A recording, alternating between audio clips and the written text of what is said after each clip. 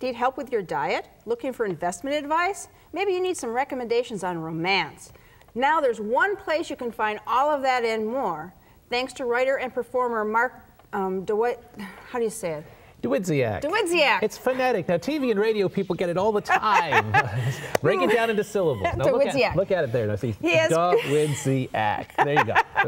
Break it down. You've created a self-help book for the ages by collecting ageless advice from the wise and witty writings of Mark Twain. Ready for the title? It's called Mark Twain's Guide to Diet, Exercise, Beauty, Fashion, Investment, Romance, Health, and Happiness. Obviously too short. So we're going to talk about the book, of course, which we showed, but I'm guessing you might be called a Twainiac, right? So you write about him, you've studied him, you even play him. For 36 years I've been playing Mark Twain. So where did your interest come from? Well, you can't help but stumble in Mark Twain when you're young.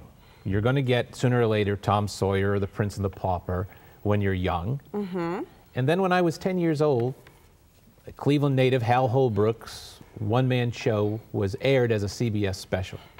And there he was. The actor disappeared. And there was Mark Twain standing there talking to me. Mm-hmm.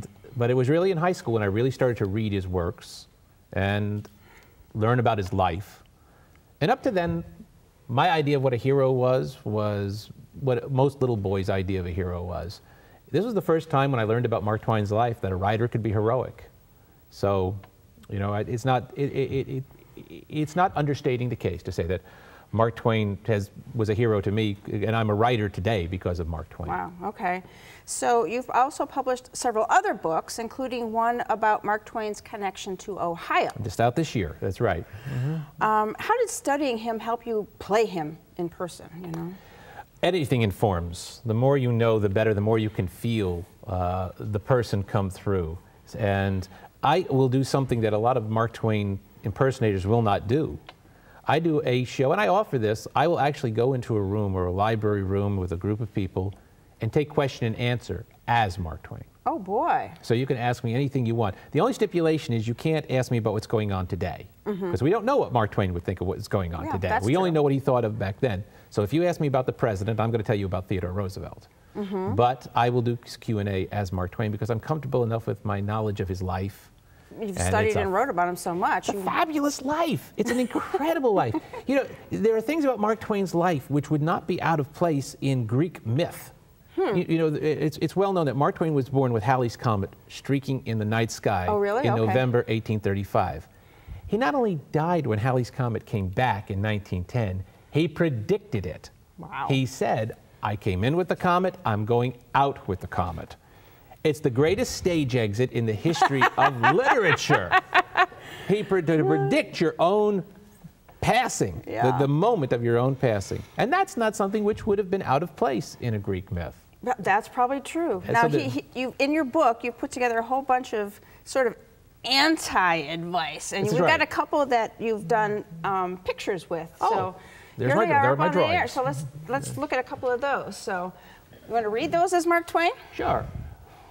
Well enough for old folks to rise early because they've done so many mean things all their lives, they can't sleep anyhow. That's one of my favorites, by the way. All right, here's another. I have never taken any exercise except sleeping and resting. Exercise is loathsome, and it cannot be any benefit when you are tired. In certain trying circumstances, urgent circumstances, desperate circumstances, profanity furnishes a relief denied even to prayer. Oh, gosh. There's so many more in the book. I wish we could go through them all, but we can't. Well. So help yourself to a healthy accumulation of entertaining advice by reading Mark Twain's Guide. In it, you'll find wicked humor combined with clever wisdom. Want to laugh and want to read more? Order the book by using the information that's coming up next. My thanks to both Marks, Mark DeWidziak and Mark Twain, for joining us today. To find out more about Mark Twain's Guide and to order the book, visit Prospect Park Books' website at www.prospectparkbooks.com.